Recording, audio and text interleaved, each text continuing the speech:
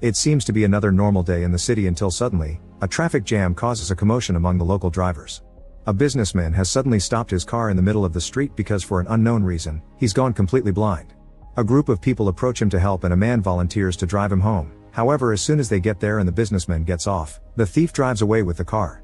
The businessman is left lost outside, but the thief returns seconds later pretending to be a different person to help him reach his apartment, offering his company for the afternoon. This time it doesn't work. The businessman has learned his lesson and kicks the thief out once he's safe at home.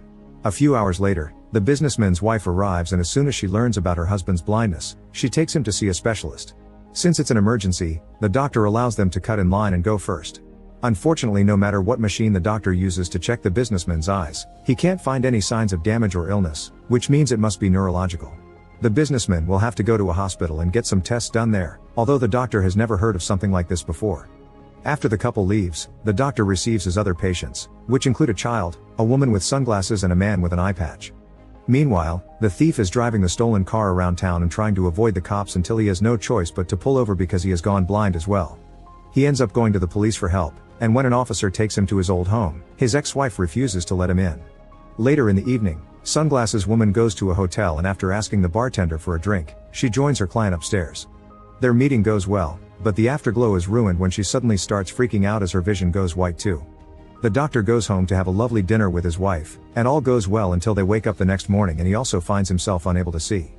They call the hospital to warn them about a possible infection going around, and they're relieved because the child is there too, unable to see as well. Soon cases of sudden blindness begin appearing all over the city, and the government begins taking the first steps to stop it. The doctor's office is closed by the authorities, and the doctor himself is taken away to be quarantined. His wife can't stand the idea of being away from him, so she decides to lie and pretend she's blind too in order to be quarantined with him. The couple is taken to a derelict asylum, which is completely empty and not even other doctors will be staying there with them. Each ward has a phone to contact the guards outside, but it can only be used for emergencies and each ward must have a representative as the only person that can use it.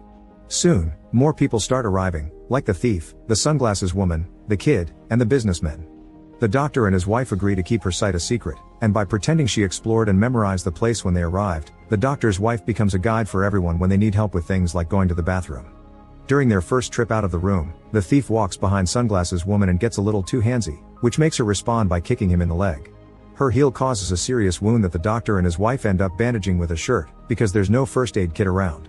Later, the doctor's wife can't sleep, thinking about a possible infection of the thief's leg and afraid she may wake up blind too.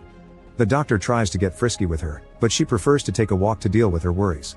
The next morning, more people arrive, and the businessman gets to reunite with his wife while the kid laments that his mother hasn't shown up yet.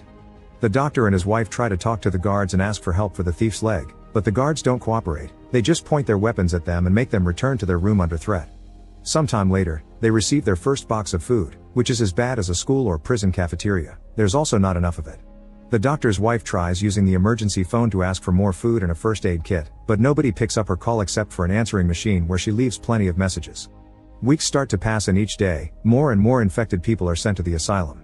The doctor's wife ties a cloth line between wards as a guide and the doctor's chosen as representative of Ward 1, but keeping order soon becomes impossible. Since everyone is blind, they soon stop caring about tidiness, and people begin wandering around without clothes and relieving themselves in the middle of the hallway. The businessman tries to keep his mood up by chatting with his wife about their young days, but his wife can't stand to even think about happier times.